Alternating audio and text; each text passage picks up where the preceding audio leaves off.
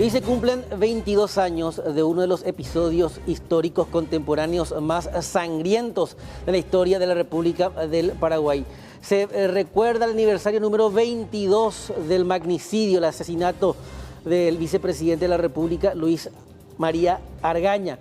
Era poco después de las 7 de la mañana cuando se disponía a salir de su domicilio. De hecho, transitaba sobre la calle Diagonal Molas a punto de llegar a la avenida Venezuela cuando fue interceptado por un grupo tipo comando que realizó disparos en contra de su camioneta. Inclusive arrojaron 2 granadas que no terminaron de detonarse.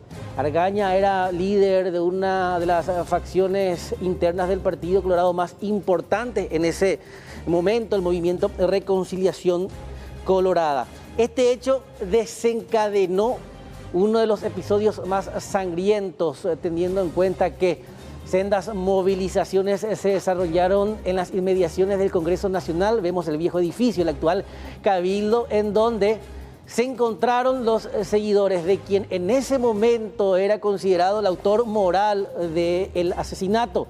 Los seguidores del general en ese momento en situación de retiro, Lino César Oviedo, con jóvenes que estaban en contra ya en ese momento del gobierno de Raúl Cubas Grau.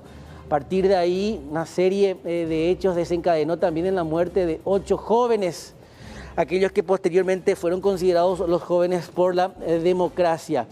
Argaña, su chofer, resultó gravemente herido, lo derivaron al hospital americano, en donde ya solo se constató su deceso. Algunos momentos también nos hacen recordar, por ejemplo, el momento en el cual Icho Planas, por ejemplo, se comunicaba con una conocida periodista y era uno de los primeros en informar, ejemplo, acerca de la muerte de Luis María Argaña, por ejemplo. O sea, una serie de anécdotas también que por lo general ahora recurriendo al archivo podemos nuevamente rememorar todo lo que ocurría en aquel marzo paraguayo del año 1999. Recuerdo su frase, lo mataron Mina, lo mataron a Argaña Mina, sí. ¿A quién? A Argaña. ¿A quién? A Argaña, a Luis María Argaña. Y ahí se conoció la información.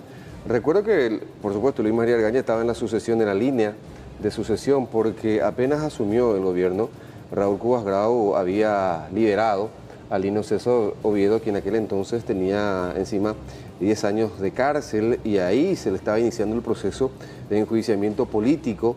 Luis María Argaña en la línea de sucesión, y después se produce su muerte. Después ya de esto viene la serie de movilizaciones, justamente coincidía con la tradicional ya manifestación de la Federación Nacional Campesina, y en aquel entonces el primer fallecido fue el joven Cristóbal Espínola, integrante de la Federación Nacional Campesina, y ahí se desató todo.